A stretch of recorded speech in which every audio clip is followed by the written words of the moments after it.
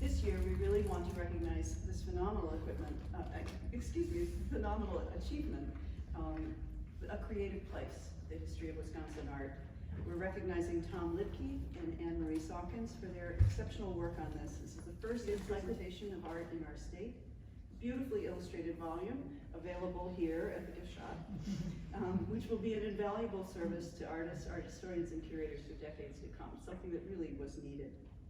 This project emerged through conversations between Mel Hepburn, who was the founder of the Cedarburg Art Museum, and Tom Lidtke, who was executive director at this very museum in West Bend for 30 years. Soon after retiring in 2013, Lidtke began to apply his vast knowledge of Wisconsin art to this ambitious undertaking. And his co-author, Annemarie Sawkins, joined the project to focus on art created after World War II through the end of the 20th century. An independent curator and scholar who was a curator at Marquette's Haggerty Museum of Art from 1999 to 2012, Annemarie holds a PhD in art history from McGill University in Montreal.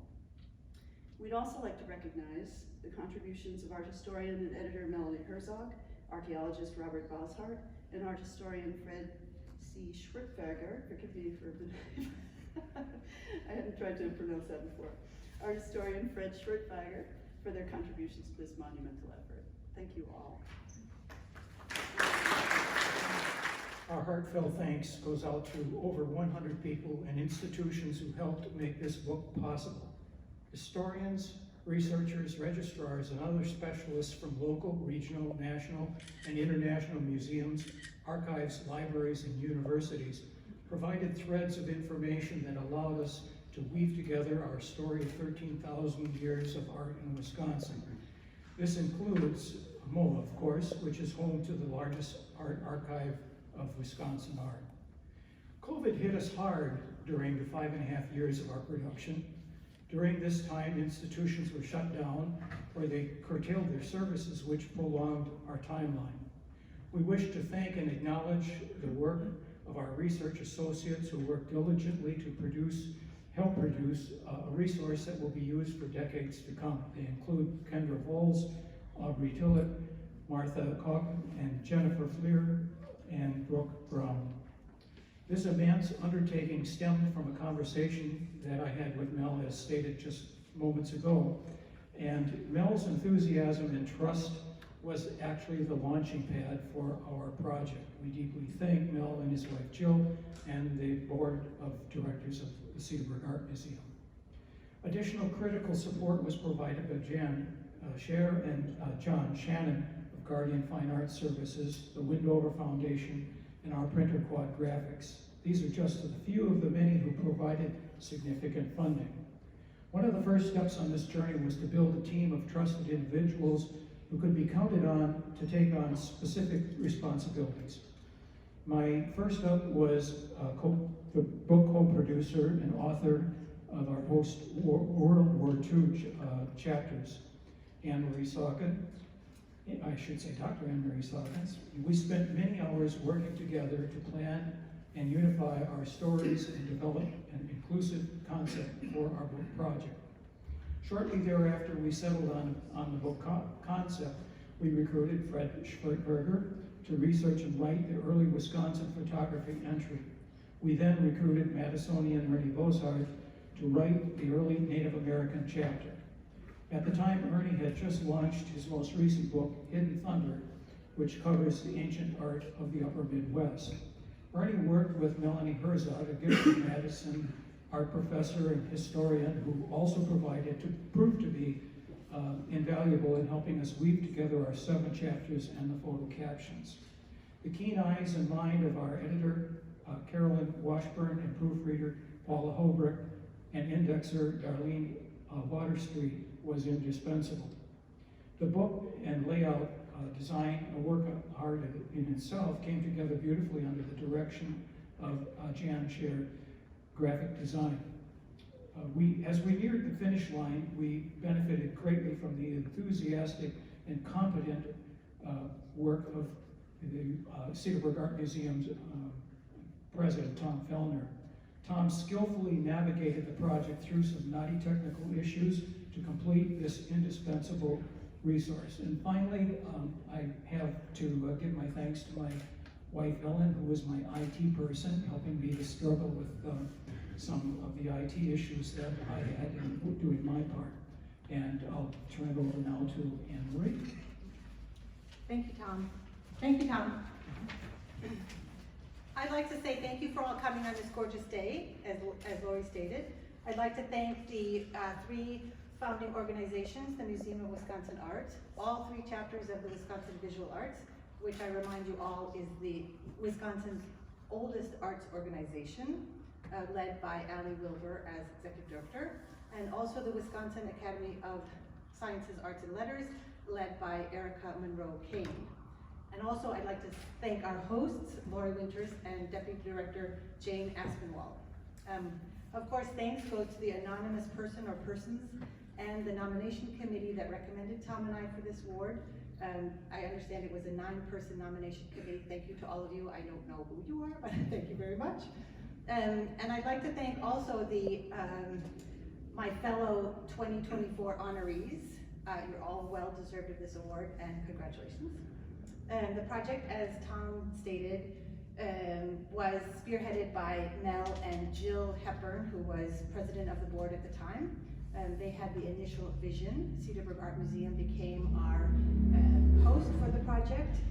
As you all know, perhaps it was a 5-year project, one that dwarfed their annual operating budget year after year, I believe. So that's pretty impressive, I think. Personally, it was Gary Gressel who informed me that Tom Lidtke was looking for a partner on the project. We met for lunch, rather informal interview, and that went very well. For me personally, I have to thank Jan Sayre and John Shannon. They played an important role not only in supporting the project financially, but giving me the opportunity to curate an exhibition entitled On the Nature of Wisconsin at the Warehouse Art Museum.